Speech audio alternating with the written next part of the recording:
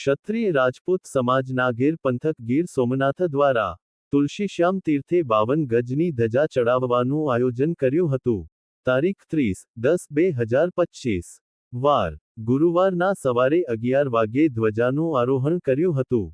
આ કાર્યક્રમમાં ક્ષત્રિય રાજપૂત સમાજના તમામ વડીલો, યુવાનો ઉપસ્થિત રહ્યા હતા, તેમજ સમાજના યુવા આગેવાનો શ્રી શકતિસિંહ ગોહિલ, માનસિંહજી ગોહિલ, અભયસિંહ ગોહિલ, પ્રતાપસિંહ ગોહિલ, હનુભા ગોહિલ, ગંભીરસિંહ ગોહિલ, અજયસિંહ સોલંકી, હાંભાવાળા, ખોડુભા ગોહિલ, જગુભા ગોહિલ, જયુભા ગોહિલ, દિલીપસિંહ ગોહિલ, રામસિંહ વાળા, મહાવીરસિંહ ગોહિલ, બાલુભા જાડેજા, જામસિંહ ગોહિલ, નટુભા ઝાલા, તેમજ બાબરિયા વાડ અને નાગેર પંથકના તમામ ક્ષત્રિય રાજપૂત સમાજના યુવાનો તેમજ સર્વ ભક્તગણ ભક્તોએ હાજરી આપી હતી.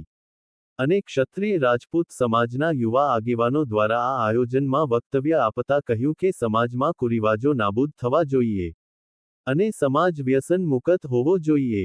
તેમજ સમાજમાં શૈક્ષણિક વિકાસનું માર્ગદર્શન આપ્યું હતું. અને કાર્યક્રમના અંતે સન્માન પુષ્પપત્ર આપીને ભગવાન શ્રી શ્યામ સુંદરજીના આશીર્વાદ લીધા હતા. સંકલન Mansinhji R. Gohil. Reporter Sanjaysinh Parmar, Gangda, Una. Ahmedabad. Dastak news 24.